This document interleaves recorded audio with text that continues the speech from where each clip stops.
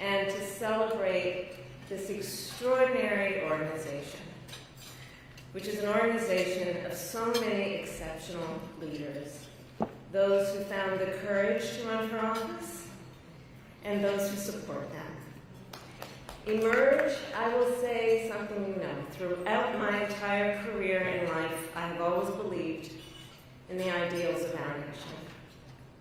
The ideals reflected in the Declaration of Independence, that all are created equal and endowed by our Creator with certain inalienable rights.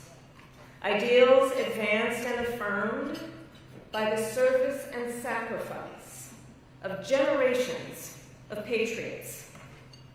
The ideals that ground the Constitution of the United States, that here in our country, power ultimately lies not with the wealthy or well-connected, but with all of us, with we the people.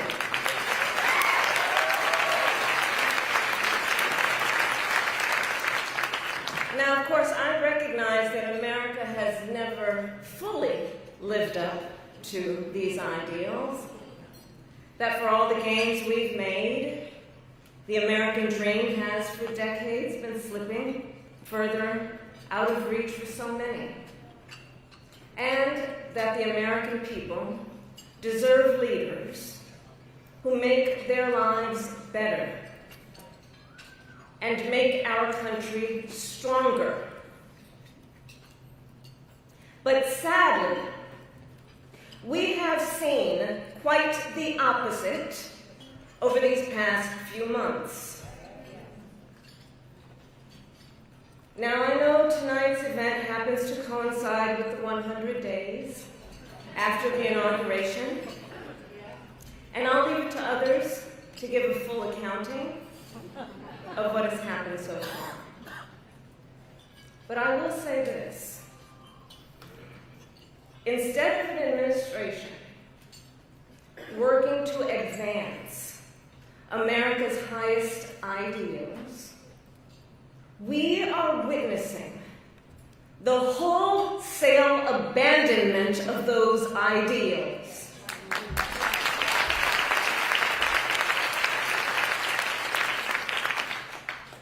And what we are also seeing in these last 14 weeks is Americans using their voice and showing their courage. We all know President Trump and his administration and their allies are counting on the notion that fear can be contagious. They are counting on the notion that if they make some people afraid, it will have a chilling effect on others. But what they're overlooking, what they have overlooked, is that fear is not the only thing that's contagious. Courage is contagious.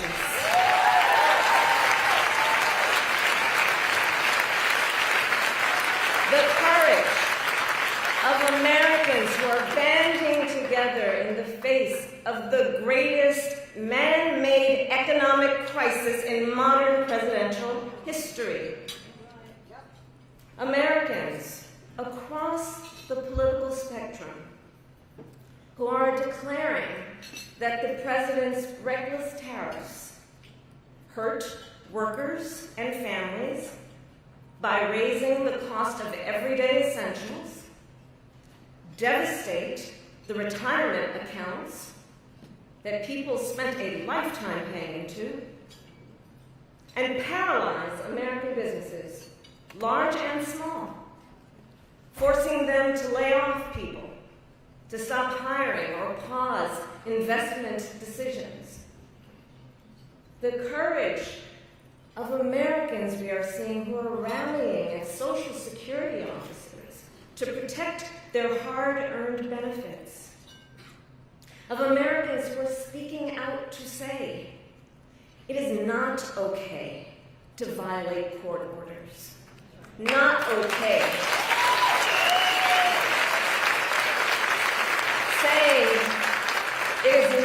okay to detain and disappear American citizens or anyone without due process.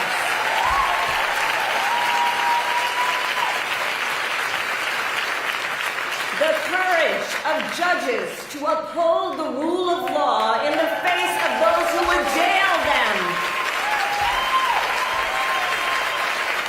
Of universities that are defying unconstitutional demands that threaten the pursuit of truth and academic independence.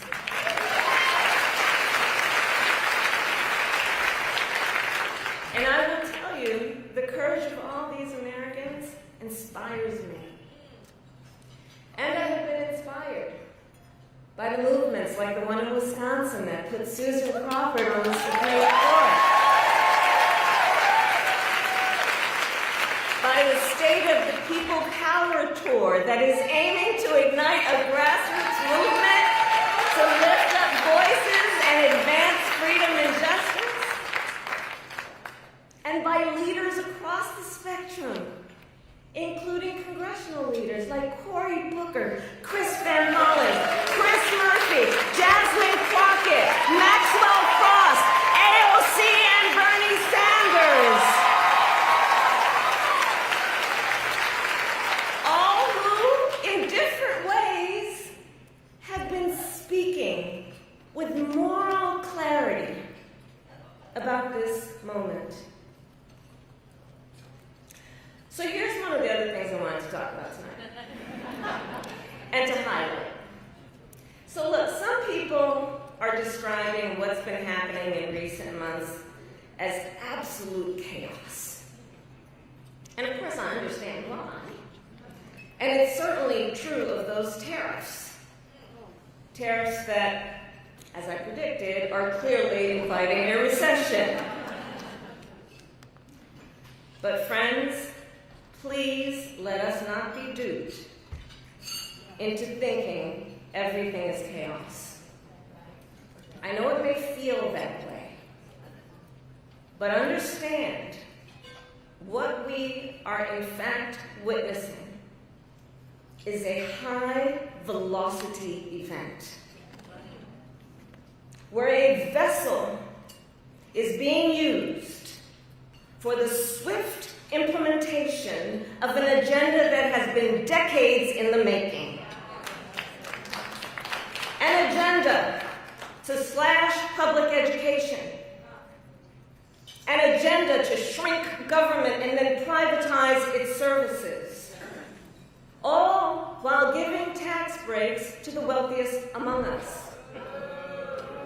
By the way, an agenda that is not lowering costs, not making life more affordable, and not what they promised. It's an agenda, a narrow, self-serving vision of America, where they punish truth tellers, favor loyalists, cash in on their power, and leave everyone to fend for themselves, all while abandoning allies and retreating from the world. And folks, what we are experiencing right now is exactly what they envisioned for America. Right now, we are living in their vision for America. But this is not a vision that Americans want. Woo-hoo! We are living in a moment when the checks and balances upon which we have historically relied have begun to buckle. And we here know that when the checks and balances ultimately collapse, if Congress fails to do its part, or if the courts fail to do their part, or if both do their part, but the president defies them anyway, well, friends, that is called a constitutional crisis. And that is a crisis that will eventually impact everyone. Because it would mean that the rules that protect our fundamental rights and freedoms, that ensure each of us has a say about how our government works, will no longer matter. And if that happens, the one check, the one balance, the one power that must not fail is the voice of the people.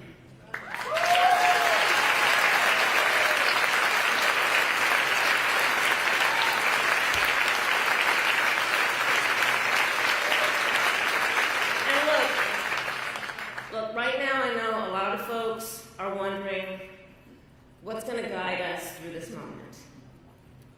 How are we all going to figure out how to chart the course?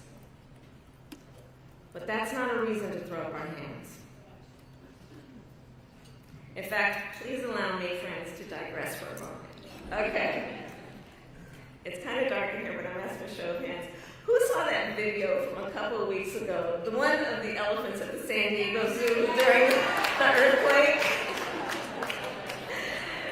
Google it if you've not seen it. So that scene has been on my mind. Everybody's asking me what you've been thinking about these days. Well,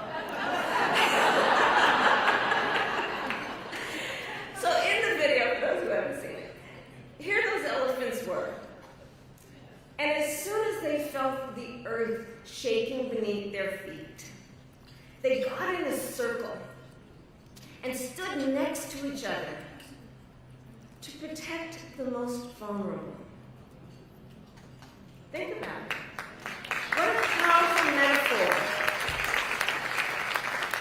Because we know those who try to incite fear are most effective when they divide and conquer, when they separate the herd, when they try to make everyone think they are alone. But in the face of crisis, the lesson is don't scatter. The instinct has to be to immediately find and connect with each other, and to know that the circle will be strong.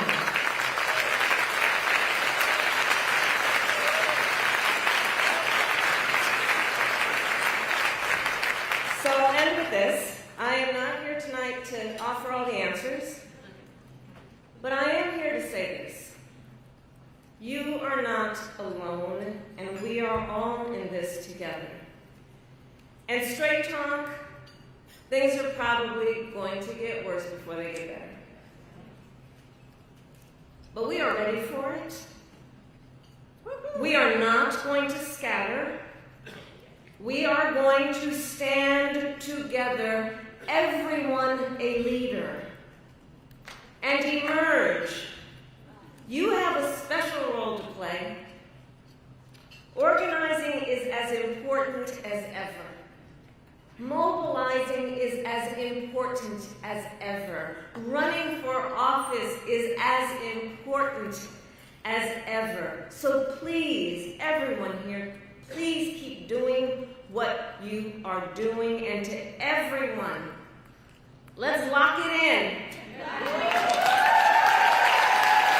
Lock it in. Gear up for the hard work ahead.